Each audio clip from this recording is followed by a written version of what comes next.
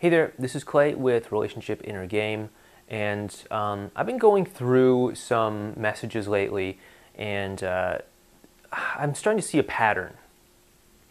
And this pattern is that a lot of people are really looking for, certainty. They're really looking at making sure they do it right, and right in quotation marks. And they're really concerned about messing up, and they're worried about overanalyzing everything as they try to get their ex back.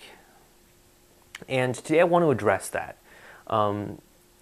You see, a lot of people, they'll do like no contact. They do active no contact, like we talk about, and then they'll get back in touch with their ex, and they'll start seeing them and everything like that. And when that part comes up, they'll just overanalyze and nitpick everything to death. They'll want to know, what are the exact words that I say?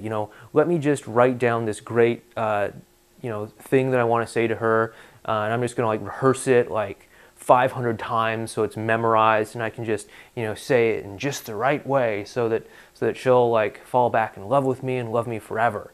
Or, maybe they'll be like, oh, I just got to make sure I go to the right spot, and I'm sitting facing the right angle, and she's sitting facing, me towards the wall, so there's not this stuff behind me behind her distracting her and everything, and it's just overanalyzing everything to death. These people must be driving themselves insane, and I totally get that. I used to be there myself. I remember what that was like, but I'm telling you from a place of experience that that kind of thinking does not serve you, because what's happening is you're so attached to a certain outcome. You're so desperately clinging to things being or looking a certain way that you're really clenching and choking off any sort of possibility for them being anything else, being anything better even than what you're imagining. And just what you really want to be doing is you want to be approaching this like you would a first date. Now, I don't know what your first date was like, but it was probably not this calculated, not this overthought and attached to being a certain way. My first date with Mika, back then we both lived in Phoenix, Arizona, and our first date was we went to the Phoenix Art Museum.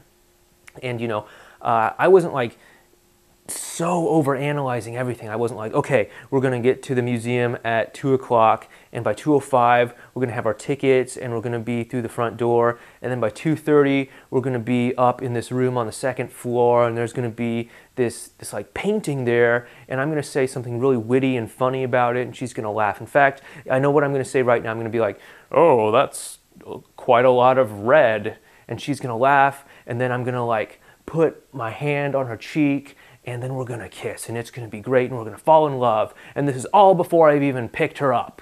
And that, I hope that you didn't do that on your first date, because that is completely the wrong way to do things. And that's really the wrong way that you're going to approach getting your ex back as well. What you need to do instead is just let go of that attachment, let go of that expectation, and just let things be where they are. You see, it's okay. It's okay to want something. It's okay to want a person. It's okay to want to be in a relationship with that person. But it's off-putting when you start to cling to that expectation, when you start to cling to that need in order to feel okay in yourself. You know what I mean?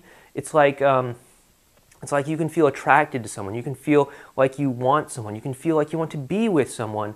And, you can enjoy that experience and not have it be this desperate thing that you absolutely need. You can just enjoy that sensation of wanting someone. And that's much more attractive than when you start to project that out onto someone, and they start to feel this claustrophobic sense of okay, this guy really wants to be in a relationship with me, and I feel like he's gonna throw a big fit or a temper tantrum or start crying or something like that if I say no, or if I'm not comfortable for it yet. And you see, there's this difference. There's this difference between wanting something and needing something. And when you can go back from needing and go back to wanting, without expectation, and let go of that need, that sort of clinging to things being one way or the other. That's when things start to open up. That's when things open up and possibilities start to occur. And you can have experiences that are far better than anything that you could have even imagined if you tried. And that only happens when you're willing to open and let things unfold and happen in the way that they do. So my advice for you is really to try and not overanalyze and overthink everything and try and script everything to this sort of lifeless interaction, and just sort of let it be.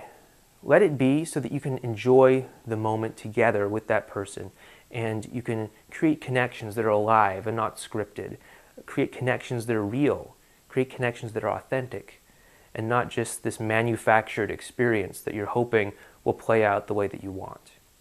So again, I hope that helps. And if you want more help with how to do all of this, go to relationshipinnergame.com and sign up, and we'll send you more information. We'll send you our plan on how you can go ahead and save your relationship and get back together with the person that you love.